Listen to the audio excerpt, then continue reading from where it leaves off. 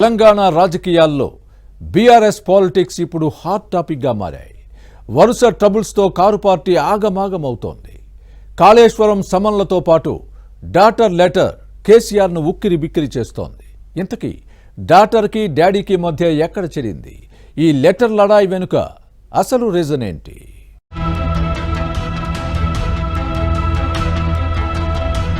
BRS కు ప్రస్తుతం గడ్డుకాలం నడుస్తున్నట్టుగా ఉంది.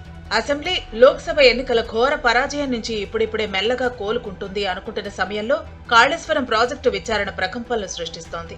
విచారణలో భాగంగా కేసీఆర్, హరీష్ రావు తమ ఎదుట హాజరు కావాల్సిందిగా జస్టిస్ పీసీ ఘోష్ సమన్లు పంపడంతో కారు పార్టీలో కలవరం మొదలైంది.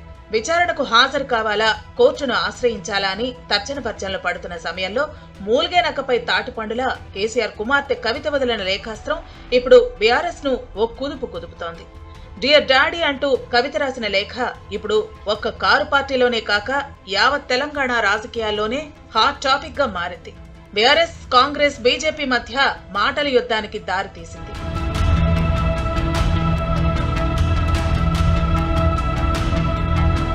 బీఆర్ఎస్ అధినేత కేసీఆర్ కుమార్తె ఎమ్మెల్సీ కవిత తన తండ్రికి రాసిన లేఖ వ్యవహారం ఆ పార్టీలో చిచ్చు రేపుతోంది. గత కొంతకాలంగా పార్టీలో తనపై కుట్ర జరుగుతోందంటున్న కవిత తొలిసారి తన లేఖ ద్వారా ఈ విషయాన్ని బయటపెట్టిన తీరు పార్టీ వర్గాలను విస్మయానికి గురిచేసింది. బీఆర్ఎస్ సభలో బీజేపీ గురించి కేసీఆర్ తక్కువగా మాట్లాడటంతో భవిష్యత్తులో ఆ పార్టీతో పొత్తు పెట్టుకుంటారన్న ఊహాగానాలు కొందరు మొదలుపెట్టారని కవిత తన 7 పేజీల లేఖలో రాసుకొచ్చారు. ఆమె కొన్ని పాజిటివ్, నెగటివ్ ఫీడ్బ్యాక్ పేరుతో కొన్ని అంశాలను ప్రస్తావించారు. కాంగ్రెస్ ఫెయిల్ అని పార్టీ శ్రేణులతో చెప్పించిన తీరు బావుందన్నారు. పెహల్గా అమరవీరులకు నివాళి అర్పించడం ద్వారా బీఆర్ఎస్ పార్టీ తన దేశభక్తిని చాటుకుంటున్నారు. రజతోత్సవ సభతో పార్టీ కేడర్ నైతికంగా బలపడిందని ఆమె అన్నారు. ప్రతికూల అంశాలను సైతం ప్రస్తావిస్తూ ఉర్దూలో మాట్లాడకపోవటం కరెక్ట్ కాదన్నారు. వక్ఫ్ బిల్లుపై మాట్లాడితే బాగుండేదన్నారు. బీసీలకు 42% రిజర్వేషన్ అంశం ప్రస్తావించలేదని గుర్తు చేశారు. ఎస్సీ వర్గీకరణ అంశం మాట్లాడకపోవటం తప్పేనన్నారు. ఇంత పెద్ద సభ నిర్వహణ మళ్లీ పాత ఇన్ఛార్జీలకే ఇవ్వటంతో వాళ్లు పాత పద్ధతిలోనే పనిచేశారని, తెలంగాణ ఉద్యమకారులను విస్మరించారని కవిత గుర్తు చేశారు. మళ్లీ పాత ఇన్ఛార్జీలకే లోకల్ బాడీస్ బీ ఫారం ఇస్తారా అని ప్రశ్నించారు.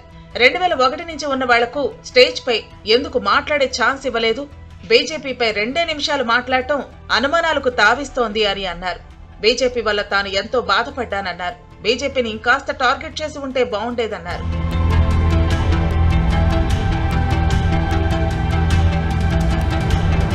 అయితే ఈ లేఖ బయటకు రావడంతో డాడీ, డాటర్ మధ్య డైరెక్ట్ గా మాట్లాడుకునేంత దగ్గరతనం లేదా అన్న అనుమానం పార్టీ వర్గాలను విస్మయానికి గురిచేసింది. కవిత లేఖ వ్యవహారం ఆ పార్టీలో చిచ్చు రేపింది. గత కొంతకాలంగా పార్టీలో తనపై కుట్ర జరుగుతోందంటున్న కవిత తొలిసారి తన లేఖ ద్వారా ఈ విషయాన్ని బయటపెట్టిన తీరు పార్టీ వర్గాలను విస్మయానికి గురిచేసింది. పార్టీ తనకు తగినంత ప్రాధాన్యం ఇవ్వటం లేదని, గత కొంతకాలంగా ఆమె అసంతృప్తితో ఉన్నట్లు గులాబీ వర్గాల్లో ఎప్పటినుంచో గుసగుసలున్నాయి. మరోవైపు కేసీఆర్ సొంత మీడియాలోనూ ఆమెకు తగినంత ప్రచారం కూడా లభించడం లేదని ఆమె సన్నిహితులు చెబుతున్నారు. ఇలాంటి నేపథ్యంలో ఈ లేఖ ఎలా బయటకు వచ్చిందన్న ప్రశ్నలు తలెత్తాయి. అయితే ఈ ప్రశ్నలకు స్వయంగా కవితే సమాధానమిచ్చారు. కేసీఆర్ దేవుడు, కానీ ఆయన చుట్టూ కొన్ని దెయ్యాలున్నాయి. వాళ్ల వల్ల చాలా నష్టం జరుగుతోందని కవిత వ్యాఖ్యానించారు. కుట్రలు చేస్తున్న ఆ దెయ్యాలే తన తండ్రికి తాను రాసిన లేఖను లీక్ చేశాయని, పార్టీలో తనపై అంతర్గతంగా కుట్రలు జరుగుతున్నాయని ఆమె ఆరోపించారు. 2 వారాల కిందట కేసీఆర్ కు రాసిన లేఖ ఎలా బయటకొచ్చిందో అర్థం కావటం లేదన్నారు. కేసీఆర్ కు తాను రాసిన లేఖే బయటకొస్తే పార్టీలో ఇక సామాన్యుల పరిస్థితి ఏంటన్నారు. తనకు వ్యక్తిగత ఎజెండా ఏమీ లేదని కవిత స్పష్టం చేశారు.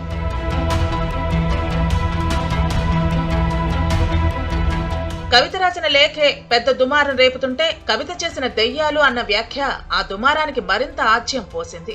ఆమె చెప్పిన దెయ్యాలు అంటూ విస్తృత చర్చ నడిచింది. దీనిపై కేసీఆర్ ఎలా స్పందిస్తారు, కేటీఆర్ ఎలాంటి కౌంటర్ ఇస్తారు అన్న ఆసక్తికర చర్చ నడిచింది.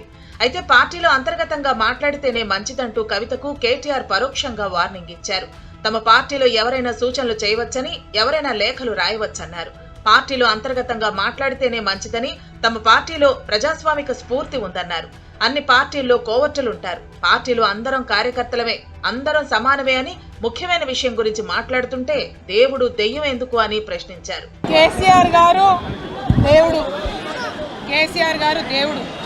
కానీ కేసీఆర్ గారి చుట్టూ కొన్ని దయ్యాలున్నాయి. వాళ్ళ వల్ల చాలా నష్టం జరుగుతున్నది. పార్టీలో ఉండేటటువంటి నాకు, నేను కేసీఆర్ గారి కూతుర్ని, అంతరంగికంగా నేను రాసినటువంటి లేఖనే బయటికి వచ్చిందంటే మరి ఇతర సామాన్యుల సంగతి, ఇతరుల పరిస్థితి ఏంటి పార్టీలో అన్నది ఇవాళ చర్చ జరగాల్సినటువంటి అవసరం ఉన్నది. మొత్తానికి వరుస ట్రబుల్స్ తో బీఆర్ఎస్ ఇప్పుడు ఆగమాగం అవుతోంది. ఓ పక్క కాళేశ్వరం కమిషన్ విచారణ తరుముకొస్తుంటే ఇప్పుడు ఇంట్లో కుంపటి పొగ కమ్ముకుని ఊపిరి సలపనివ్వుకుంటోంది. దీంతో ఈ సమస్యలన్నిటినీ కేసీఆర్ ఎలా పరిష్కరిస్తారో, ఎలా అధిగమిస్తారో అన్నది ఇప్పుడు పొలిటికల్ వర్గాల్లో ఆసక్తికరంగా మారింది.